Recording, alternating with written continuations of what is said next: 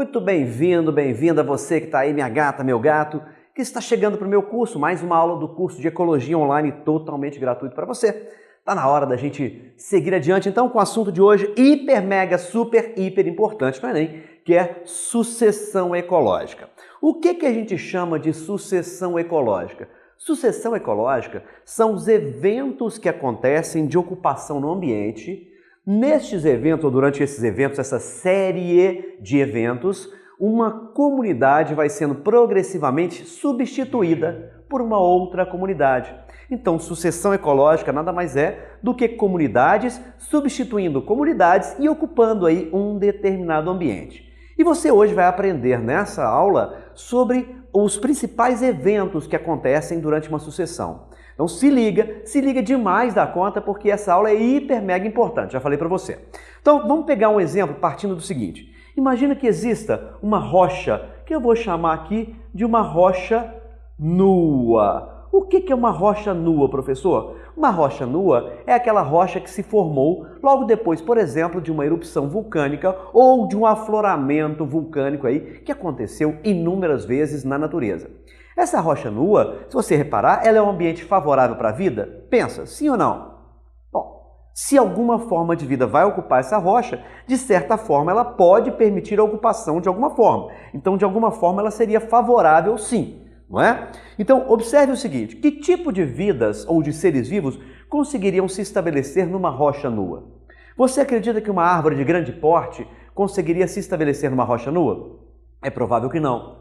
Você acredita que um animal de grande porte conseguiria viver numa rocha nua? Também é provável que não. Viver, ter a sua vida estabelecida ali e ter as suas dependências não tem como, porque a rocha oferece pouquíssima coisa a não ser um apoio, um substrato. Aí entram em ação as primeiras espécies ou comunidades que nós chamamos de ecese ou espécies pioneiras. Anota aí, espécies pioneiras são aquelas que têm requisitos poucos para poder existir nesse ambiente e que conseguem sobreviver em situações extremas.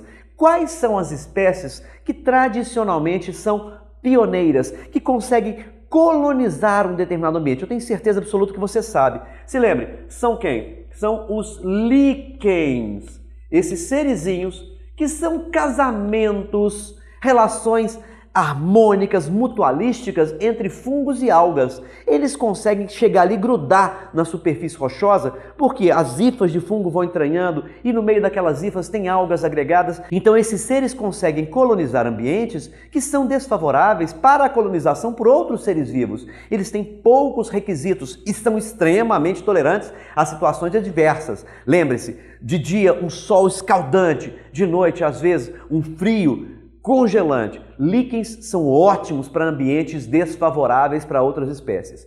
Junto com líquens, podem ocupar esse ambiente os musgos. O que são musgos mesmo? Se lembrem que musgos são seres aí, são plantas do grupo das briófitas. Lógico, esse ambiente tem que ser favorável, tem que ter umidade favorável aí para ocupação. Por serem pequenininhos, eles também conseguem se fixar ali nas reentrâncias, pequenas reentrâncias dessas rochas. E aqui também, numa situação um pouquinho mais favorável, esse ambiente poderia ser colonizado ou aproveitado também pelas gramíneas, as pequenas gramíneas, que podem crescer também nesse ambiente. São as 3 espécies típicas vegetacionais que ocupam o ambiente. Líquens, que são casamentos de fungos com algas, musgos, que são plantas dos grupos das briófitas, e gramíneas, que são plantas dos grupos das angiospermas monocotiledôneas. Raizezinhas superficiais ali, raízes fasciculadas, que conseguem grudar na superfície rochosa. Lógico que tem que existir um mínimo de requisito. O importante é que essas espécies, além de tudo, ainda favorecem a desagregação da rocha. Elas vão começar a formar uma superfície ali com a erosão pequena que elas podem causar nessa superfície rochosa. Legal? Então, olha só. Ecese, comunidade pioneira, aquela que está pela primeira vez ocupando o ambiente. Então, nós estamos vendo uma sucessão que já eu vou dar um nome para ela, tá? Então, repare, ecese, comunidade pioneira. Depois da ecese, que já tem um ambiente favorável, vem a comunidade que a gente chama de sere. Cuidado, tem gente que fala seres, tá tudo bem, a pronúncia não faz muita diferença aqui pra gente. Comunidades serais ou séries, não séries. Séries são os eventos que estão acontecendo. Começo, meio e fim. As séries de ocupação. Agora, comunidades serais ou séries são as comunidades intermediárias. São aquelas que são de boaça ali, que toleram uma condição um pouco desfavorável, mas que os requisitos delas são um pouquinho mais exigidos aqui do que as comunidades de ecese. Nas comunidades serais, o que nós temos aqui? Repare, a rocha nua que estava aqui embaixo, ó, que agora é uma rocha chamada de rocha mãe, ela está aqui desagregada exatamente pelos processos erosivos iniciais, ela já está mais baixa, então tem fragmentos dela e um solinho começando a ser formado aqui, um solinho orgânico.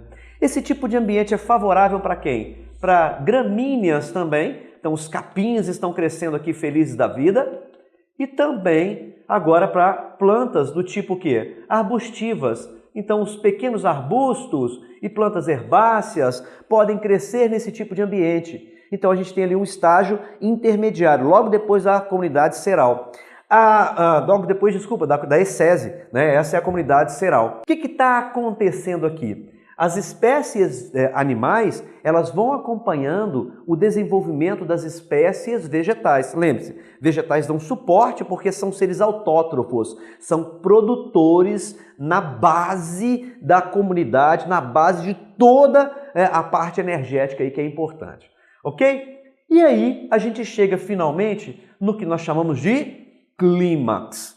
Clímax é o ápice, né? Você já chegou ao clímax? Né? O clímax, ao contrário do que muita gente pensa, pode não ser uma coisa boa, não. Ele pode ser uma coisa ali que vocês vão entender o que é o clímax aqui agora. Olha só, na comunidade clímax, a rocha mãe já está bem profunda, tá? Então eu tenho aqui a rocha mãe bem profunda já, muita rocha desagregada. Aqui nós já temos um solo orgânico bem formado. Plantas do tipo quê? Agora nós temos as plantas de grande porte, tipo arbóreas. Elas já estão aqui, ó, tomando conta desse ambiente. Frequentemente, numa comunidade clímax, as copas se tocam formando o que a gente chama de dossel, com 2 S, está escrito aqui, ó, dossel. Mata fechada, raízes profundas, animais de grande porte e características bem marcantes da comunidade clímax. Então, primeiramente, preste atenção, já nós vamos discutir sobre isso, uma segunda página aí dessa nossa aula. Nessa primeira página, então, entenda, nós começamos uma sucessão ecológica de uma rocha nua e chegamos até uma comunidade clímax. Toda vez que nós começamos uma sucessão de um ambiente que era inabitado, que não tinha nenhum ser, e que ele foi colonizado por esses seres, nós chamamos de sucessão primária. Então vamos lá. Sucessão primária começa num ambiente desabitado. Legal? Tipo uma rocha nua. Agora imagine o seguinte, imagine que em algum momento essa comunidade foi mexida. Por exemplo, nos desmatamentos, numa queimada que aconteceu, naquele morro que você viu queimar e que logo depois ele estava recolonizado. Essa sucessão é chamada de sucessão secundária. Então a sucessão primária geralmente leva milhões de anos para acontecer, ou milhares de anos para acontecer, porque ela parte de um ambiente totalmente inóspito, sem vida, né, inabitado, até uma comunidade clímax. Ok? Então ela leva anos, milhares e milhões de anos para acontecer. Já uma sucessão que acontece em um ambiente que já era habitado e que volta a crescer, leva aí uns 70, 100 anos para acontecer, nós vamos chamar de sucessão secundária. Babinha, tranquilo, você minha gata, meu gato, eu tenho certeza que está entendendo isso aí. Então sucessão primária num ambiente inabitado. Sucessão secundária num ambiente que já era habitado e que voltou a ser habitado depois de algum processo de desmatamento, queimada ou coisa semelhante. Certo? Então agora você vai fazer as suas anotações, seu mapinha aí, seu resumo, enquanto eu apago o quadro e a gente vira a página. Não sai daí! Pum! Aí, estamos aí de volta, mal deu tempo de você se preparar, não é? Deu tempo, então tem que dar aquela congeladinha, dá um pause aí, e aí você faz suas anotações que eu volto. A virada de página ela é muito rápida, ela é rapidíssima, né? Logicamente que a gente não vai esperar isso aqui. Então vamos lá, porque o que interessa pra gente é estudar. Vou pegar aqui o meu giz para a gente poder continuar. Na primeira parte da aula, então, você aprendeu sobre os eventos da sucessão ecológica. Excese, séries e clímax. Cuidado com essa palavra, séries, porque tem a palavra série, que é exatamente o conjunto de eventos, as séries de eventos que vão acontecendo. E série é a comunidade intermediária ali. A gente aprendeu, e aí agora nós vamos trabalhar aqui os principais eventos que vão acontecer durante a sucessão, né? Lembrando que nós vimos uma sucessão em rocha nua, que era chamada de sucessão primária, tá? Sucessão primária. Então agora vamos dar sequência aqui. Repare o seguinte, para você poder observar e aprender tudo aqui, cola em mim que você vai brilhar. Eu tenho certeza absoluta que você não vai errar nenhuma questão se você ficar ligado. Ligada, minha gata, meu gato. Tem que ficar atento aqui o tempo todo. Agora é ó, olho, focado, foco, ó, tô de olho. Olha esse gráfico, como é que ele é importante. Ele vai mostrar pra gente o tempo decorrido da sucessão e alguma coisa que está crescendo ali em Y, que são parâmetros diversos lá no nosso eixo Y. Em todos os momentos, praticamente, só vai ter um que esse parâmetro vai ser quebrado. Nós vamos ter uma tendência de aumento e estabilidade aonde? No clímax. Então repare uma coisa. A fotossíntese ela é a base da sucessão. Por quê? Porque lá estão os seres produtores. A fotossíntese no começo é baixinha, já que tem o quê? Musguinho, liquinho e capinzinho. Como são poucos seres e a diversidade é baixa, a fotossíntese é baixa, mas progressivamente ela vai aumentando até atingir o ápice no clímax. Uma vez eu cheguei ao clímax. Cuidado com essa ideia, tá? Então a fotossíntese aumenta até o clímax.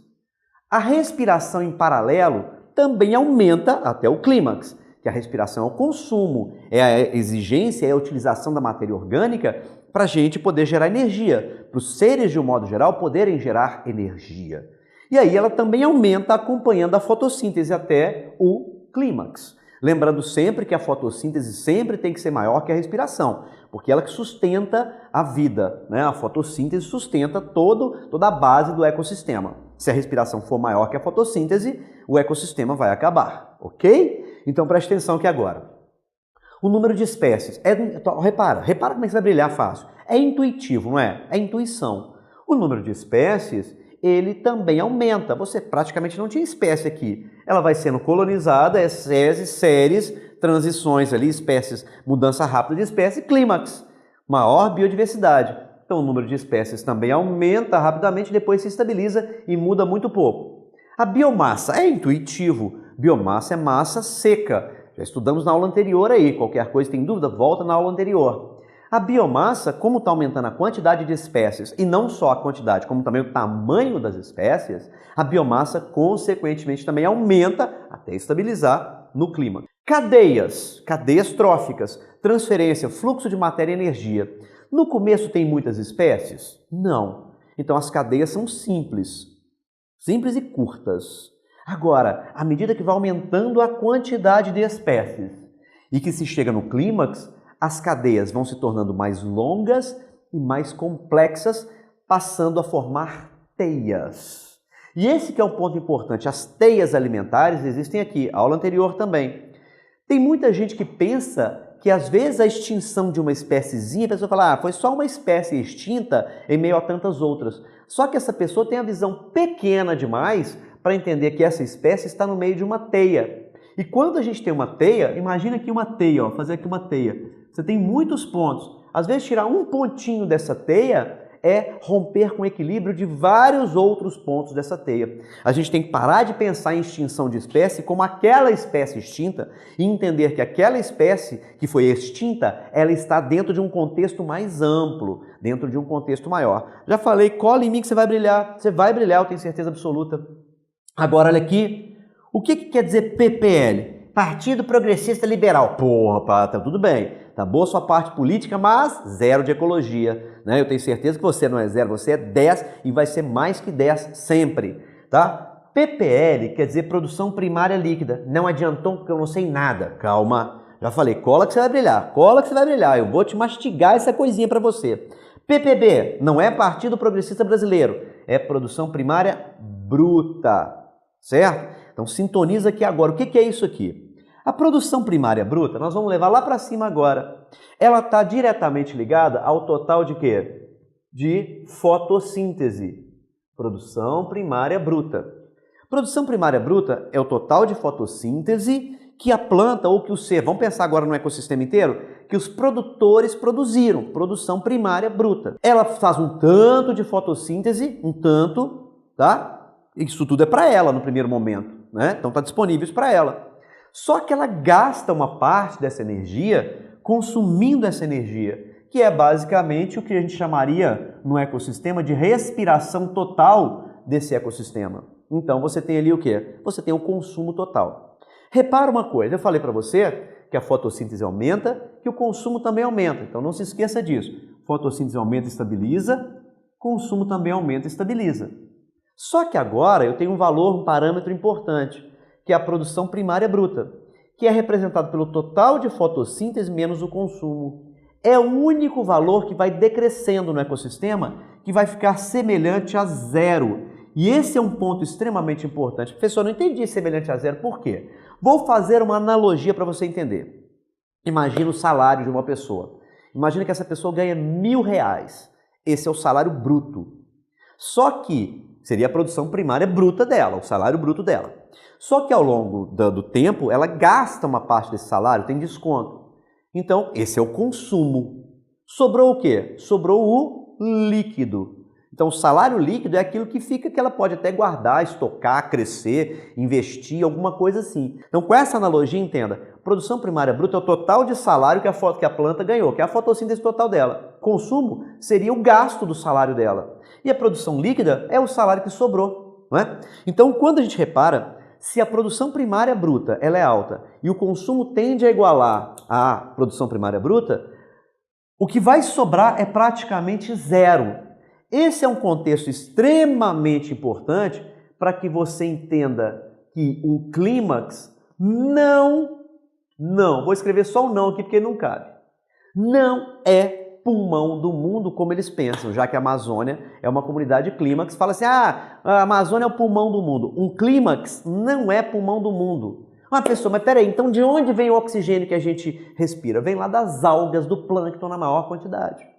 Tá? Uma floresta como a Amazônica, que é uma comunidade clímax, ela não é o pulmão do mundo porque a produção primária líquida dela é muito baixa. Praticamente tudo aquilo que ela produz é consumido ali mesmo, pensando no total de produção de todos os autótrofos e no consumo que envolve os autótrofos e os heterótrofos. Então as plantas produzem para elas e para aqueles que são estritamente consumidores, que são os heterótrofos. Certo então? Então olha só, eu tenho certeza absoluta que essa aula te agregou demais da conta, mas muito, muito, muito, muito, muito. E que você agora tem muita sustância para poder fazer uma boa prova com esse assunto. Tem mais coisa pela frente aí, tem mais aula pela frente. Se está fazendo sentido, compartilhe esse curso com quem você conhece. Leva essa informação para alguém que também precisa, eu estou te dando de graça isso. Forte abraço, te vejo na próxima aula. Valeu!